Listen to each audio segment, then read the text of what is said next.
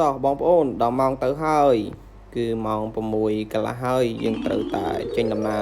សួស្តីបងប្អូនអរគ្នាកាលពីម្សិលមិញខ្ញុំមានលិខិតអញ្ជើញមួយត្រូវទៅប្រជុំនៅមន្ទីរកសិកម្មខេត្តបរសៃនុហើយការទៅប្រជុំនេះដែរមានអ្វីប្លែកខ្លះខ្ញុំនឹងថតឲ្យបងប្អូននឹងបញ្ជាក់ក្នុងវីដេអូនេះសូមកុំភ្លេចទស្សនាវីដេអូនេះមកដល់ទីកសិកម្មហើយដូចខ្ញុំបញ្ជាក់ពីដើមអញ្ចឹងគឺខ្ញុំទៅនឹងម៉ោង6កន្លះពេលទៅដល់មន្ទីរកសិកម្មម៉ោង8:05នាទី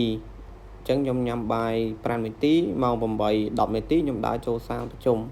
ពេលដែលដើរចូលសាលបន្ទាប់មកអង្គុយចាំគណៈធិបតីប្រហែលទៅជាម៉ោង8កន្លះទើបគណៈធិបតីលងជើញមកដល់អ្វីដែលគួរឲ្យកត់សម្គាល់គឺមន្ទីរគាត់មានកន្លែងបដោះមានកន្លែងដាំដុះច្រើនប៉ុន្តែគាត់ថាខ្ញុំអត់សូវបានថតហើយមួយវិញទៀតឯកសណ្ឋានរបស់មន្ត្រីរាជការនៅក្នុងមន្ទីរគឺភ្លឹងស្អាតមែនតើនៅក្នុងកិច្ចប្រជុំនេះយើងមានវគ្គពេលព្រឹកហៅថាវគ្គបើកហើយវគ្គពេលល្ងាចហៅថាវគ្គបិទដែលវគ្គបើកដំបូងនេះគឺមានលោកនៃគង់អភិបាលរងនៃគណៈអភិបាលខេត្តបរសៃនុជាគណៈអធិបតីចំណែកពេលវគ្គបិទវិញគឺមានឯកឧត្តមគង់ច័ន្ទវាសនារដ្ឋលេខាធិការក្រសួងកសិកម្មរុក្ខាប្រមាញ់និងនេសាទជាគណៈធិបតីក្នុងការបិទនៃកិច្ចប្រជុំនេះតែយើងគម្រាបរាប់ច្រើនពេកអ្វីដែលខ្ញុំចង់ផ្ដោតសំខាន់នោះគឺខាងមន្ទីរលោកបានយកចិត្តទុកដាក់ខ្លាំងមែនទែនដោយបានពេលថ្ងៃក្រោយវគ្គបិទនេះលោកមានបាយកញ្ចប់ជូនមន្ត្រីរាជការក្នុងគោលបំណងកាត់បន្ថយចំណាយនិងបង្កើតភាពស្និទ្ធស្នាលនៅក្នុងអង្គភាពឬក៏អង្គប្រជុំ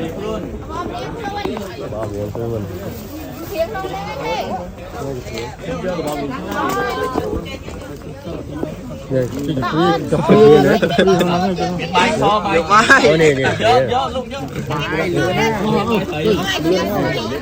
ยังไม่ร้อนយកវិញអូប៉ុណ្ណេះអែមនេះខដែលនេះពេលបានបាយមកហើយយើងចាប់ផ្ដើមទៅរកកន្លែងមួយអង្គុយហូបបាយជុំគ្នាក្រោយពីយើងបានសម្រាកមួយសន្ទុះមកក៏ចាប់ផ្ដើមចូលវគ្គ2ដែលគេហៅថាវគ្គបិទដែលមានឯកឧត្តមគង់ច័ន្ទវាសនាជាគណៈធិបតីឥឡូវខ្ញុំសូមរៀបរាប់ជាសង្ខេបនៅពេលដែលអង្គប្រជុំបានបិទហើយយើងក៏បានថតរូបអនុស្សាវរីយ៍ជាច្រើនជាមួយគ្នាដែរហើយបន្ទាប់ពីនោះទៀតក៏មានខាងមន្ទីរនឹងលោកបានយកចិត្តទុកដាក់ក្នុងការរៀបចំជានំចុកសាមគ្គីហូបជុំគ្នាទៀតជាសារចុងក្រោយសូមអរគុណដល់លោកប្រធានមន្ទីរដែលបានរៀបចំកិច្ចប្រជុំនេះដែលមានការគិតគូរខ្ពស់ដល់មន្ត្រីរាជការធ្វើឲ្យមន្ត្រីរាជការចូលរួមស្ទើរតែមិនចំណាយថវិកាសោះឡើយដោយពេលថ្ងៃមានអាហារហូបចុកគ្រប់គ្រាន់ចំណែកឯពេលរសៀលមាននំចុកសាមគ្គី